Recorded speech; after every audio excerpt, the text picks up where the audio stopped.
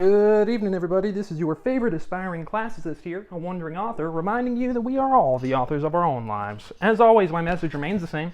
Spend less, live more, earn your freedom with frugality. And today, we're going over Chapter 3 of Chapter 3 of Book 8 of Aristotle's Nicomachean Ethics. Now, remember, in the previous chapter, Aristotle enumerated 3 qualities that are lovable.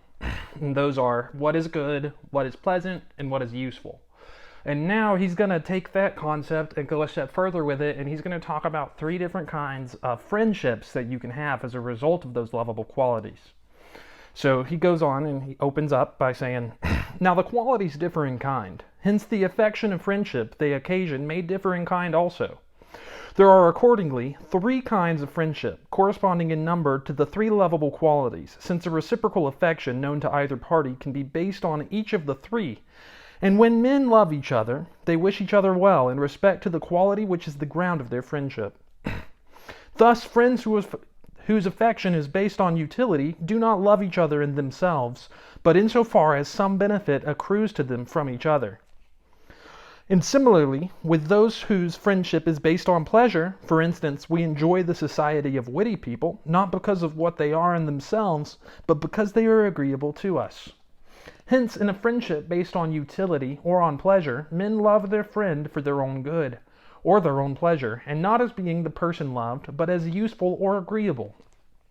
And therefore, these friendships are based on an accident, since the friend is not loved for being what he is, but as affording some benefit or pleasure, as the case may be. Consequently, friendships of this kind are easily broken off, in the event of the parties themselves changing, for if no longer pleasant or useful to each other, they cease to love each other. And utility is not a permanent quality. It differs at different times.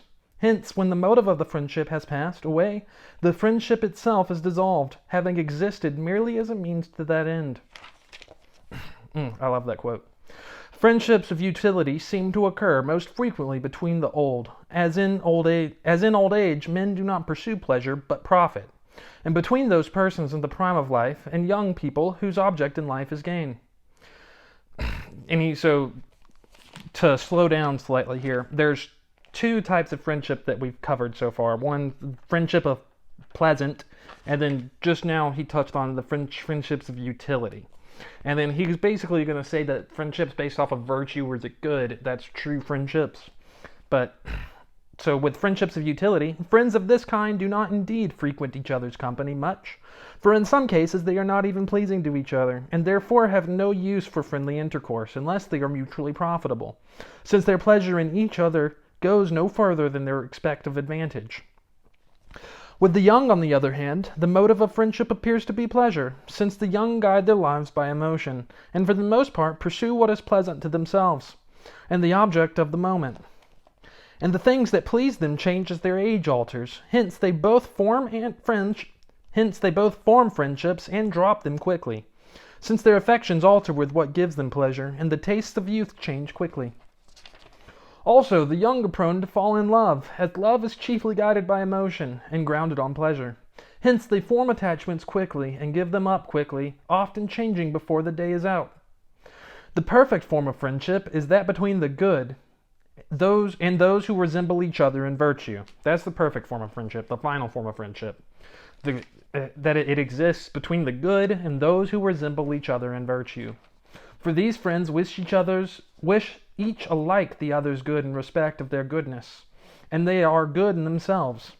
But it is those who wish the good of their friends for their friends' sake who are friends in the fullest sense, since they love each other for themselves and not accidentally. Hence the friendship of these lasts as long as they continue to be good, and virtue is a permanent quality. And each is good relatively to his friend, as well as absolutely, since the good are both good absolutely and profitable to each other. And each is pleasant in both ways also, since good men are pleasant both absolutely and to each other. For everyone is pleased by his own actions, and therefore by actions that resemble his own.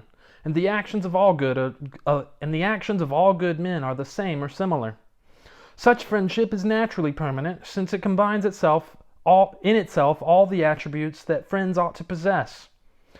All affection is based on good or on pleasure, either absolute or relative to the person who feels it, and is prompted by similarity of some sort. But this friendship, meaning perfect friendship, possesses all these attributes in the friends themselves, for they are alike in that way. Also, the absolutely good is pleasant absolutely as well, but the absolutely good and pleasant are the chief objects of affection. Therefore, it is between good men that affection and friendship exist in their fullest and best form. Such friendships are of course rare, because such men are few, meaning there's not a whole lot of good men out there. I guess women are right. Moreover, they require time and intimacy. As the saying goes, you cannot get to know a man until you have consumed the proverbial amount of salt in his company. And so you cannot admit him to friendship or really be friends before each has shown the other that he is worthy of friendship and has won his confidence. People who enter into friendly relations quickly have the wish to be friends, but cannot really be friends without being worthy of friendship, and also knowing each other to be so. The wish to be friends is a quick growth, but friendship is not. So you can want to be somebody's friends, but that doesn't mean that you're really their friends. That right there requires time. And yeah, that's the end of chapter 3. And again, hopefully it's pretty clear why this is my favorite chapter or favorite book of the Nicomachean Ethics. It sounds almost like poetry. What are y'all doing in order to inspire, uplift, and empower your local community today? Because this world isn't changing unless we all do our part, and you can count on me to do mine daily. Until next time, I love y'all.